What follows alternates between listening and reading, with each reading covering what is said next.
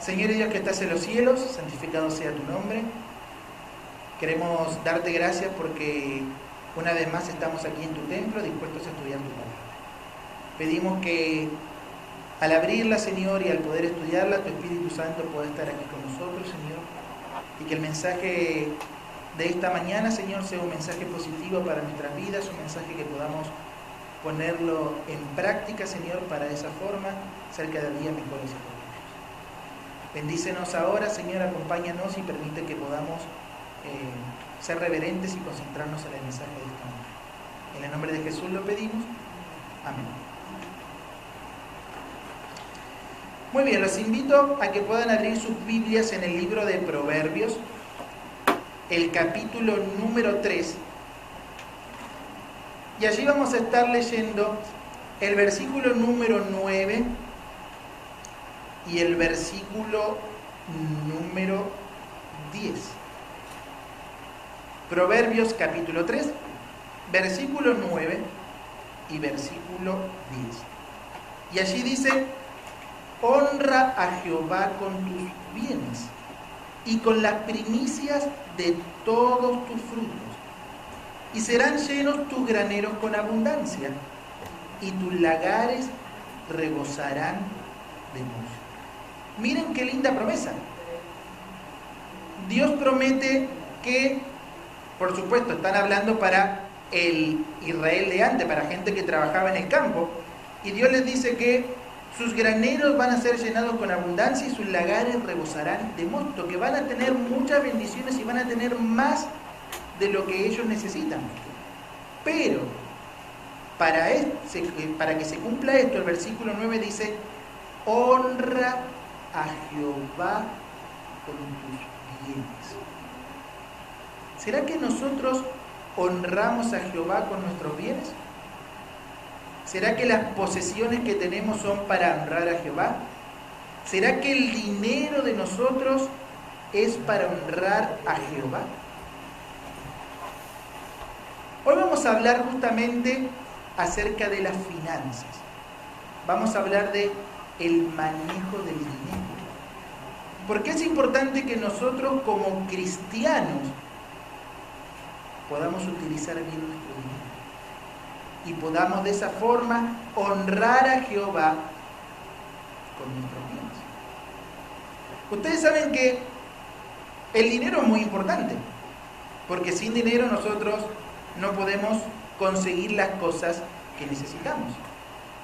Ahora, el dinero, las finanzas en una familia es tan pero tan importante, ¿sí?, que los problemas financieros son la causa más común de divorcio aquí en los Estados Unidos. Así que fíjense en qué importante es que nosotros sepamos manejar nuestro dinero. Qué importante es que nosotros, nuestro dinero pueda servir para honrarlo a Jehová. Dice, ya sea por causa de la economía o circunstancias personales, cuando el dinero escasea, puede poner mucho estrés en un matrimonio. Si la unión estaba endeble antes de que aparecieran los problemas, la presión puede ser demasiada. Las parejas están en desacuerdo sobre a quién y cuándo pagarle, en qué se debe gastar y en qué no. Aproximadamente la mitad de los divorcios pueden rastrearse hacia problemas de dinero. Así que fíjense en qué importante es saber manejar bien el dinero. Qué importante es que con nuestro dinero, con nuestros bienes, nosotros podamos honrar a Dios. Desde tiempos remotos, el dinero en sus diferentes formas ha sido un componente básico para la subsistencia del ser humano.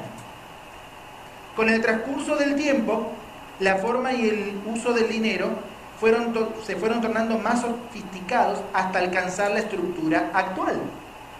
Hoy prácticamente ya casi, bueno, no podemos decir ya casi porque todavía se utiliza, pero no se utiliza tanto el dinero en billete como antes. Yo por lo menos particularmente siempre tengo el problema que nunca tengo efectivo en mi billetera. Tú también. Bueno, no me siento tan mal entonces. Muy bien, somos unos cuantos. Porque a todo lado donde voy, ya me he acostumbrado a pagar con mi tarjeta y me es más cómodo. Pero a veces me encuentro con el problema de que necesito efectivo. A veces uno va a un lugar y compra algo y cuando va a pagar le dicen no, para pagar con tarjeta necesita comprar un mínimo de tanto. Y uno también encuentra que no tiene efectivo.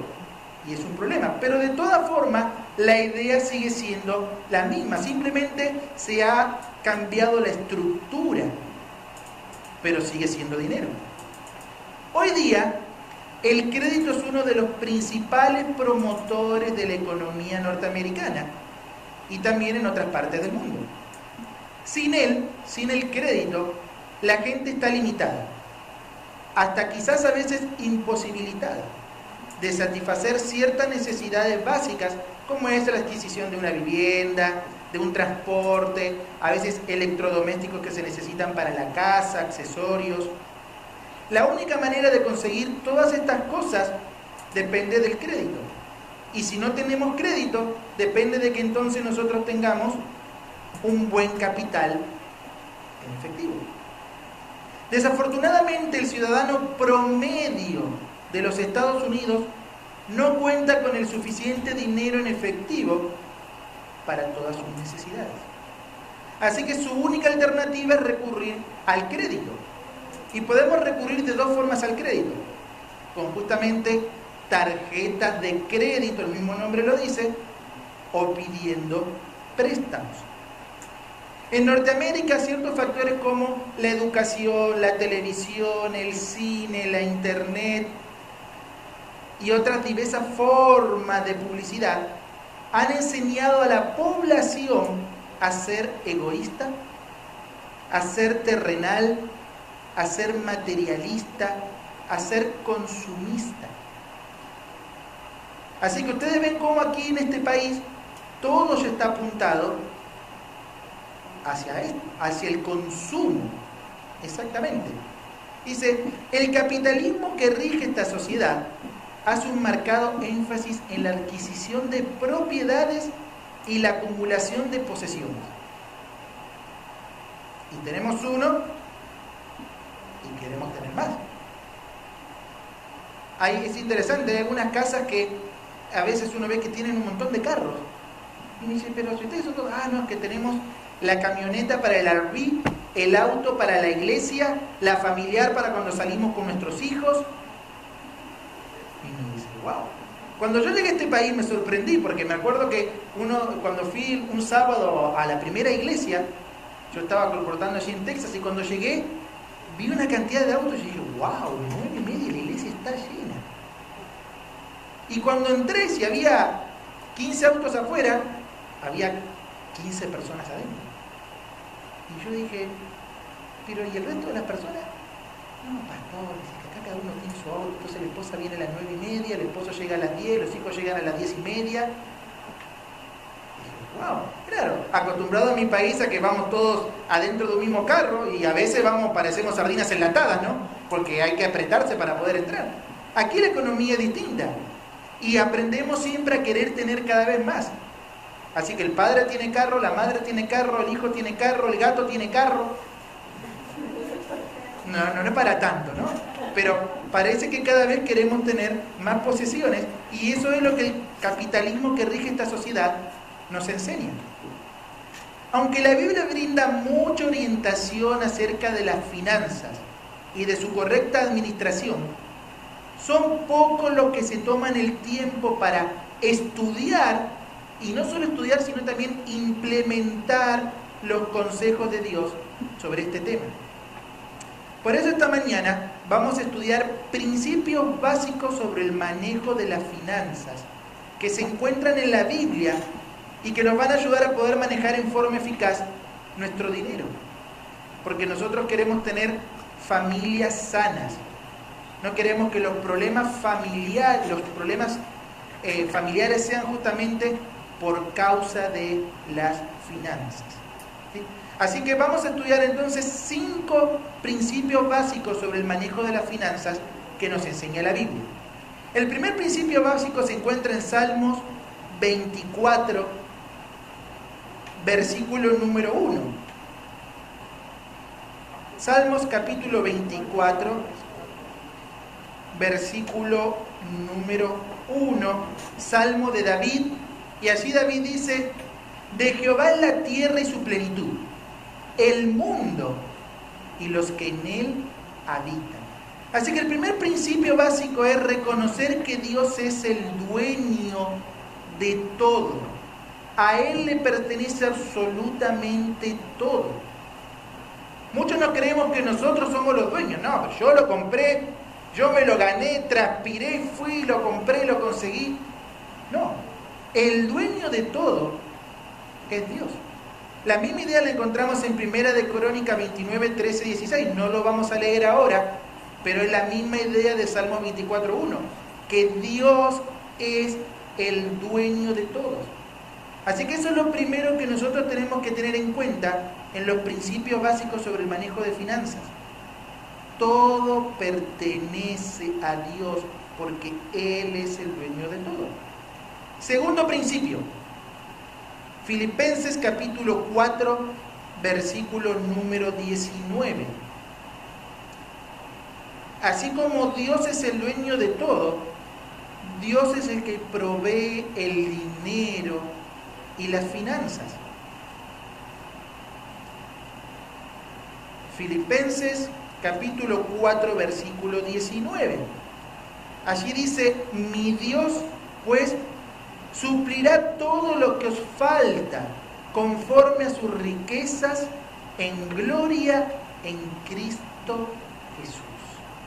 Así que Dios, como dueño de todo, Él es quien nos provee a nosotros las cosas que nos hacen falta. Mateo 6, a partir del versículo número 25, habla de los afanes de la vida, los afanes que nosotros tenemos muchas veces como seres humanos. Y allí en Mateo 6, Jesús, cuando estaba hablando a las personas que estaban reunidas allí con Él, Él les dice: no se afanen por su vida. ¿Qué van a comer? ¿Qué van a beber? ¿Dónde van a vivir? Dice: no se afanen por eso. Y pone dos ejemplos. El primero es: miren a las aves del cielo. No ciegan, no siembran, no cosechan. Y sin embargo, ¿qué pasa? Dios les provee su alimento. Así que dice: si Dios se preocupa justamente por las aves, ¿no se va a preocupar entonces por ustedes que son sus hijos? Y luego agrega un segundo ejemplo, que es el de los lirios de los campos. Y esta vez lo relaciona con la vestimenta. Miren qué lindo que se visten los lirios. Y si Dios se preocupa porque los lirios estén tan lindos vestidos, Dios no se va a preocupar porque ustedes también tengan lo que necesitan. Versículo 31 de Mateo 6, Jesús le dice: no os afanéis pues diciendo: ¿qué comeremos? ¿O qué beberemos? ¿O qué vestiremos? Porque los gentiles buscan todas estas cosas, pero vuestro Padre Celestial que sabe que tenéis necesidad de todas estas cosas. Mas buscad primeramente el reino de Dios y su justicia, y todas estas cosas os serán añadidas. Así que Dios provee el dinero y las finanzas. Él nos dice a nosotros: mira, tú preocúpate solamente por buscar el reino de Dios y su justicia. Y yo, como dueño de todo, te voy a proveer todo lo que tú necesitas. Ese es el segundo principio básico sobre el manejo de las finanzas. Tercer principio: ser realistas en la consideración de las finanzas y el dinero. Vayamos a Hebreos capítulo 13, versículo número 5. Hebreos capítulo 13, versículo número 5. Y este versículo a veces es tan difícil de aplicar en este país dice: sean vuestras costumbres sin avaricia, contentos con lo que tenéis ahora. Porque Él dijo: no te desampararé ni te dejaré. Pero nosotros decíamos que la cultura de este país no te dice quédate contento con lo que tú tienes ahora. Te dice: hey, consigue más y consigue más. Y si tienes que sacar créditos, tarjetas, préstamos, adelante, hazlo.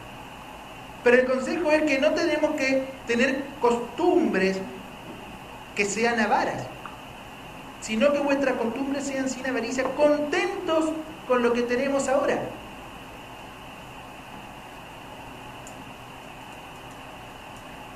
A veces es muy difícil ser realistas en la consideración de la finanza y el dinero. Yo conozco personas que no son absolutamente nada realistas. Conozco un matrimonio que la muchacha quedó embarazada cuando eran novios, así que se casaron. Ella ya tenía 2 hijos de su matrimonio anterior. Y cuando se casaron ya comenzaron con algunos problemas económicos, porque él tenía un trabajito que no rendía tanto. Pero se casaron, formaron su matrimonio. Ella comenzó a trabajar para ayudar un poco y quedó nuevamente embarazada. Pero continuó trabajando. Nació su segundo niño.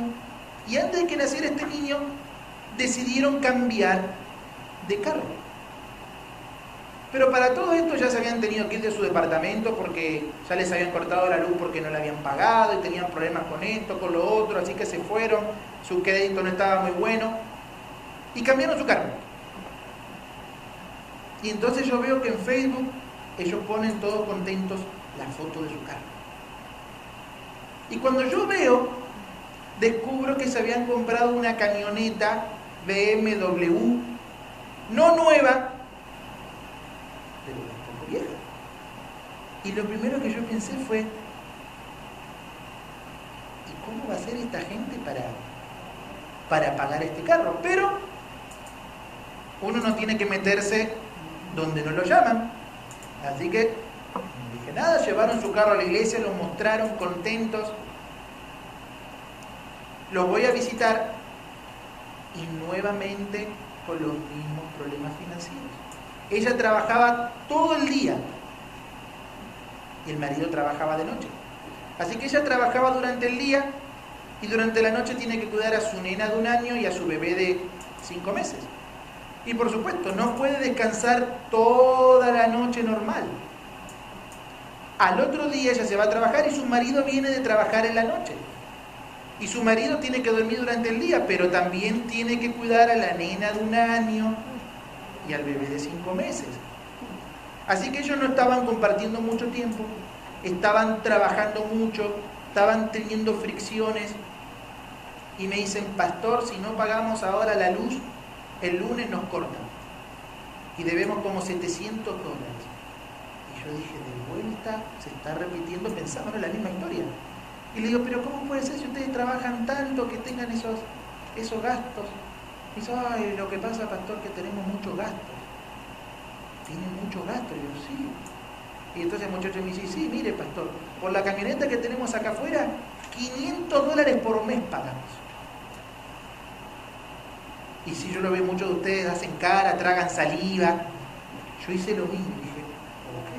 Y me dijo: y no solo eso, como es un auto importado, cada vez que tengo que ir a hacerle cambio de aceite, me sale más caro, porque el filtro sale más caro. Y yo pensaba dentro mío, ¿no? Pero ¿en qué cabeza entra comprarse ese auto cuando tu economía te dice que no puedes meterte en algo así? Por eso el tercer punto, justamente, que recién repasamos, es ser realistas en la consideración de la finanza y el dinero. No ser avaros y contentarnos con lo que nosotros tenemos. Porque muchas veces los problemas económicos justamente vienen porque queremos conseguir cosas que nuestro bolsillo no puede. Y es fácil conseguir las cosas con crédito, pero después pagar ese crédito es lo que cuesta. Y vienen los problemas, como este pobre matrimonio, trabajando los dos de día, de noche, cansados, sin poder compartir ellos, sin verse, con estrés, con deudas. Debemos ser considerados en nuestras finanzas y en el dinero que tenemos. Cuarto, el dinero y las finanzas pueden ser perjudiciales. Proverbios 22:7. Allí en este proverbio, el versículo número 7 del capítulo 22 dice: el rico se enseñorea de los pobres, y el que toma prestado es siervo del que presta. Así que el dinero y las finanzas pueden ser perjudiciales. Y el primer punto es que la deuda es mala. Cuando uno tiene una deuda, dice aquí que es siervo del que le presta. Vive solamente para pagar esa deuda. Y lamentablemente en este país mucha gente vive solamente para pagar deudas y no disfrutan de las cosas que tienen porque están siempre con el estrés de si lo van a poder pagar o no.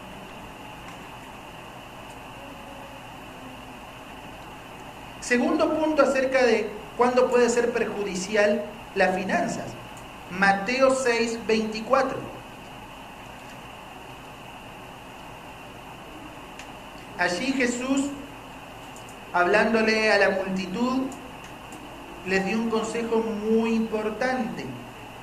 Ninguno puede servir a dos señores, porque o aborrecerá al uno y amará al otro, o estimará al uno y menospreciará al otro.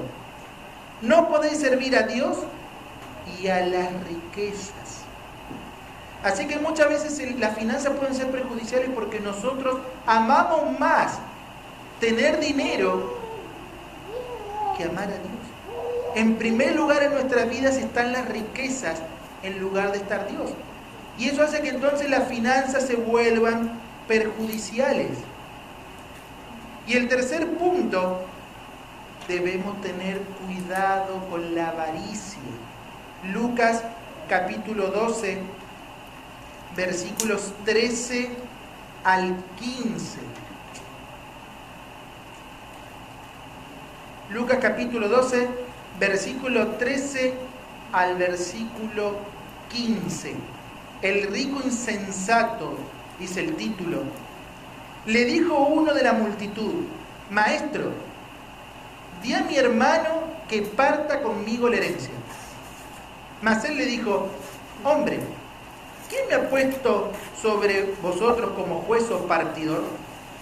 Y le dijo: Mirad y guardaos de toda avaricia, porque la vida del hombre no consiste en la abundancia de los bienes que posee.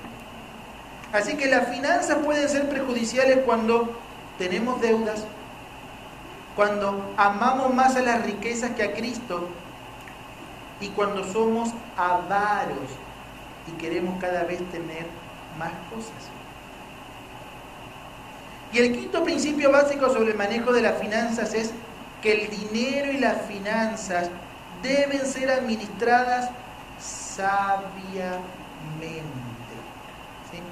Lucas capítulo 14, ahí mismo donde estamos, cerquita, versículo número 28.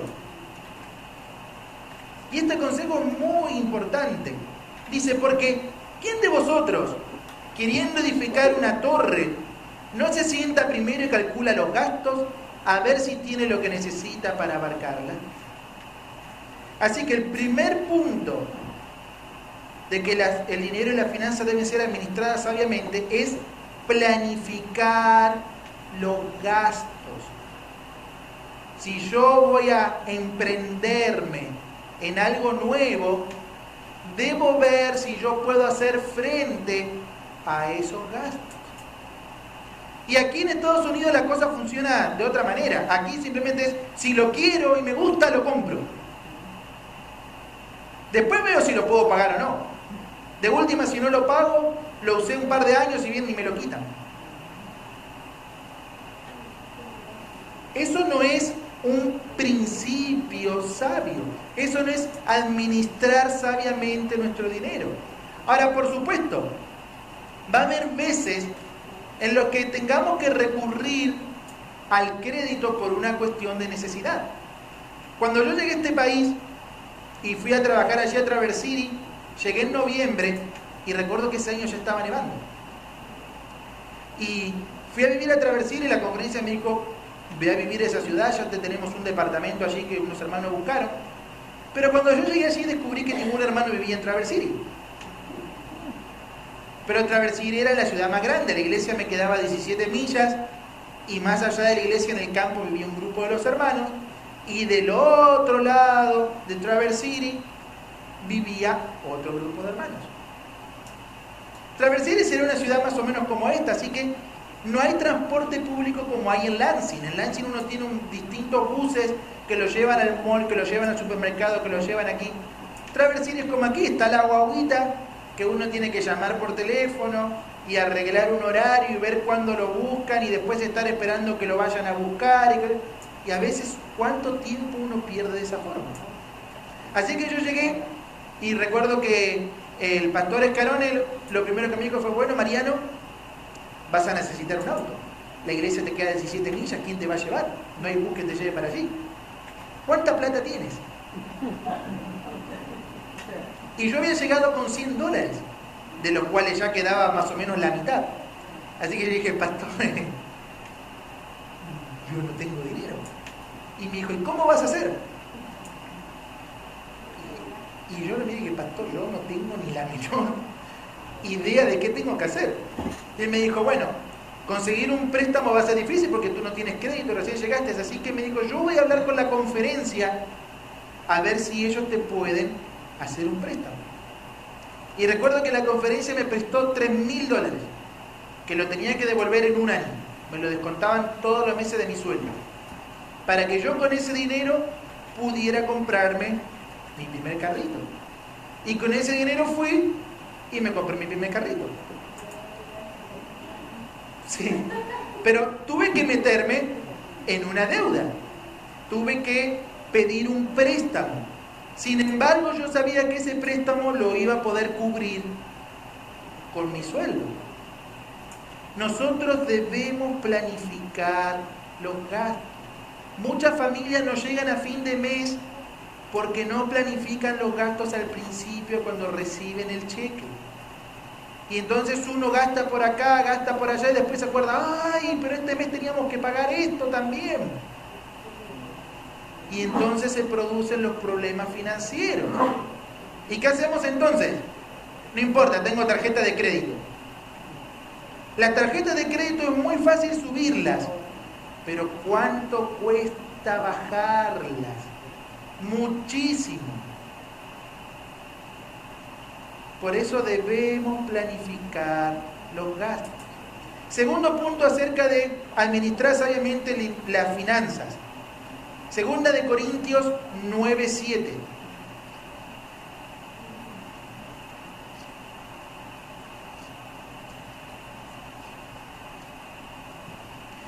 Segunda de Corintios capítulo 9, versículo 7, allí dice, cada uno dé como propuso en su corazón, no con tristeza ni por necesidad, porque Dios ama al dador alegre. Así que una forma de administrar sabiamente nuestro dinero es también compartiendo nuestro dinero con aquellas personas